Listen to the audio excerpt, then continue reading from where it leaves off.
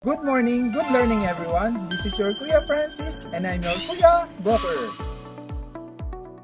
For today, may tanong po tayo. Kuya Broker, tinago po ng aming kamag-anak ang original title ng aming lolo kasi ayaw niya mahati or mabenta ang ilang portion ng property. Pwede po ba namin i-file ng lost title para magkaroon kami ng bagong original title? Mga ka-property, hindi po pwede dahil hindi naman po talaga nawala or na-damage ang original title. Kahit magkaroon po tayo ng new title, pwede po i-contest at ipa-cancel ang ating new issued title. I suggest pag-usapan po muna nila sa barangay at kung hindi po ito ma-resolve, magpa-assist na po sila sa isang abogado para mapadalhan ng demand letter at dalhin sa korte ang issue kung hindi ma-resolve. Tandaan po natin, basta tayo po ay legal heirs, may karapatan po tayo sa property at hindi lang po ang may hawak ng original title. Mga ka-property, may kilala po ba kayo na nawala or na-damage ang original title? Kung sila po ay may katanungan, pakisulat nyo lang po sa comment section below. Again, this is your Kuya Broker. God bless po sa ating lahat.